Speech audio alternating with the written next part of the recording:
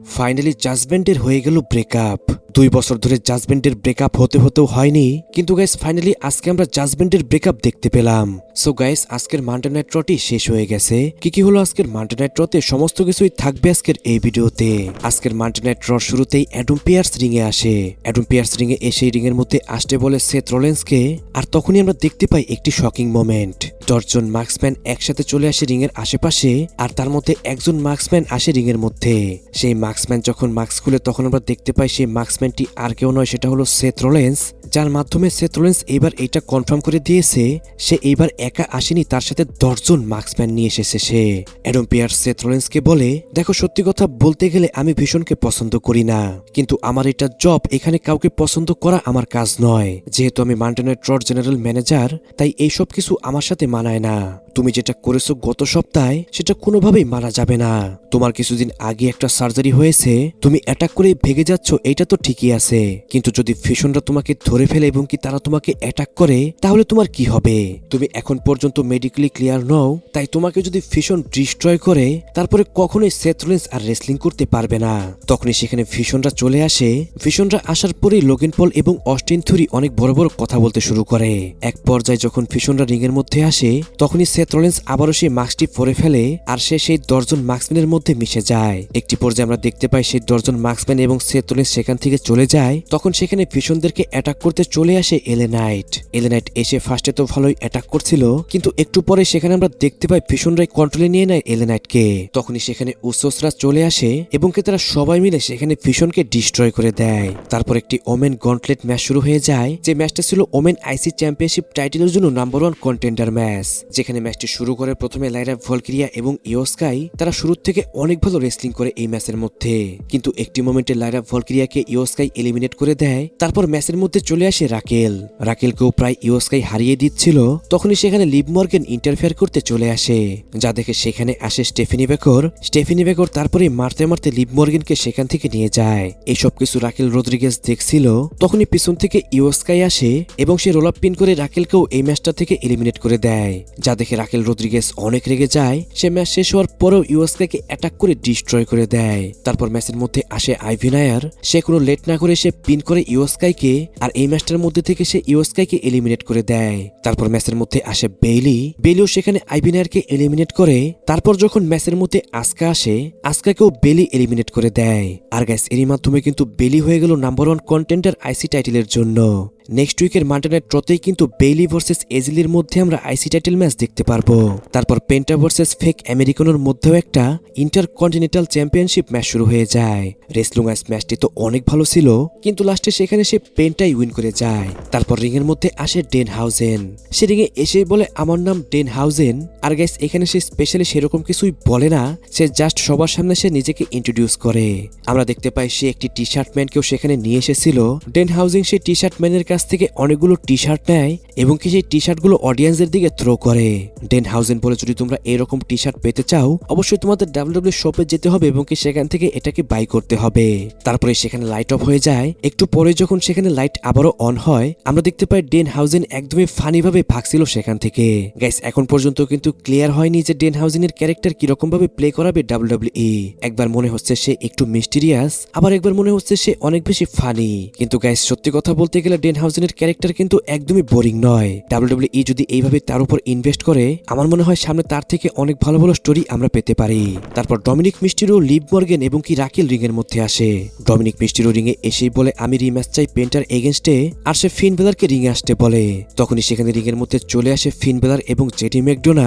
ফিন বেলারকে দেখে Dominic Mysterio বলে, তুমি কি এখন আমাকে বলতে চাও যে তুমি রিম্যাচ চাইবে অ্যাডাম পিয়ার্সের কাছে আমার জন্য? ফিন বেলার বলে, তুমি রাইট ছিলে গত সপ্তাহে যদি আমি তোমাকে হেল্প করতাম তাহলে তুমি এখন পর্যন্ত একজন চ্যাম্পিয়ন থাকতে। এই জন্য আমি তোমাকে সরি বলছি। আমি তোমাকে গত ম্যাচে হেল্প করিনি, আমি তোমাকে গত ম্যাচে শিখিয়েছি কিভাবে একা ফাইট করতে হয়। তুমি আমাকে বলেছিলে তুমি একজন গ্রেটেস্ট মিস্টিরিও হতে চাও, আমি জানি তুমি সেটা পারবে। এই জন্যই কিছু সময় একা ফাইট করতে হয়।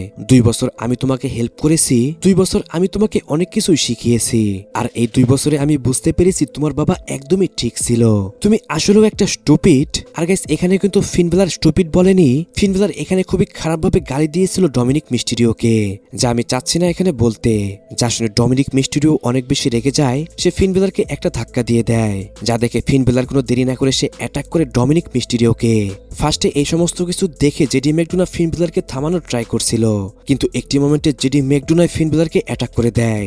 ডমিনিক মিস্টিরিও তার বোটের মধ্যে একটি হ্যামার ঢুকিয়ে নেয়, আর সে অবস্থায় ডমিনিক মিস্টিরিও একটি 619 হিট করে ফিন বেলারকে।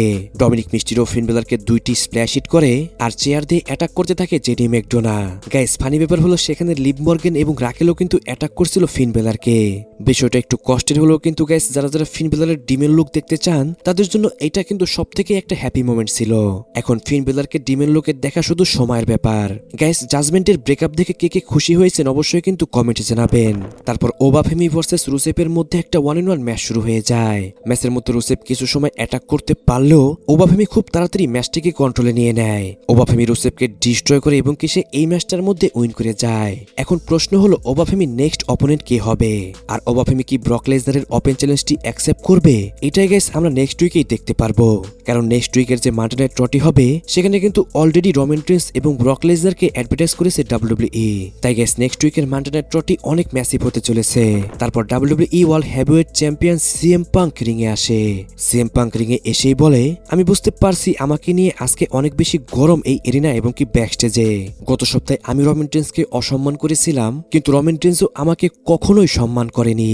রোমান রেইনস আমাকে কখনোই রেসপেক্ট দেয়নি, কিন্তু আমি তাকে বাধ্য করেছি আমাকে রেসপেক্ট করতে এই টাইটেল ম্যাচে এনে। রোমান রেইনস যখন চ্যাম্পিয়ন ছিল সে কখনোই তার টাইটেলকে ডিফেন্স করতো না, কিন্তু আমি টাইটেল ডিফেন্স করি, এই জন্যই আমি একজন ফাইটিং চ্যাম্পিয়ন। আমি এই টাইটেলের লেভেলকে অনেক বেশি আপ করেছি। এইটা আমি রোমান রেইনসকেও দেখিয়েছি। আমি রোমান রেইনসকে বুঝিয়েছি আমি তার থেকে অনেক বেশি আপ এবং কি সে আমার থেকে অনেক বেশি নিচে। তখনই সেখানে চলে আসে উসোস। তারপর সেখানে জেউসো বলে, সিএম পাঙ্ক তোমাকে এখনই ক্ষমা চাইতে হবে, তুমি এখন ক্ষমা চাও। সিএম পাঙ্ক বলে রোমান রেইনস নিজে না এসে তার ভাইদের এখানে পাঠিয়ে দিয়েছে। জিমি উসো বলে, আমি তোমাকে রেসপেক্ট করতাম, তোমার ভয়েস তোমার ক্যারেক্টার সবকিছুকেই আমি সম্মান করি, তাই তোমার উচিত এখানে ক্ষমা চাওয়া। সিএম পাঙ্ক বলে, আমি আফা এবং সিকাকে রেসপেক্ট করি, আমি তাদেরকে বেশি চিনি না, তারপরও আমি তাদেরকে অনেক বেশি রেসপেক্ট করি। আমি সামওয়ান ফ্যামিলির সবাইকে রেসপেক্ট করলেও শুধু একজনকে রেসপেক্ট করি না, সেটা হলো সান অফ এ বিস রোমান রেইনস। সরি গাইস, এখানে এই ওয়ার্ডটি ব্যবহার করার জন্য, যদি এই ওয়ার্ডটা আমি ব্যবহার না করতাম এই সেগমেন্টের কিন্তু মজাই আসতো না। আর গাইস তারপরে কিন্তু সিএম পাঙ্ক আরো গালাগালি করতে শুরু করে Roman রেইনসকে।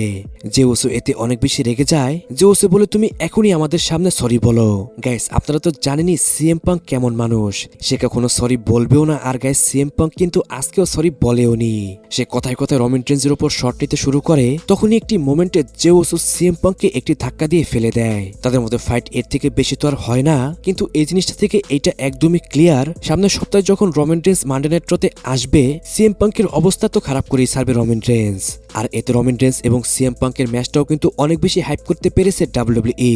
Wrestling wise face value যদি আমরা দেখি তাহলে কিন্তু রোমান রেইনস এবং সিএম পাঙ্কের থেকে বড় কোনো সুপারস্টার বর্তমানে নেই। তাই এই দুইজনের যদি ম্যাচ হয় রেসলমেনিয়াতে, সেই ম্যাচটা নিজের থেকেই অনেক বড় একটা ম্যাচ হবে।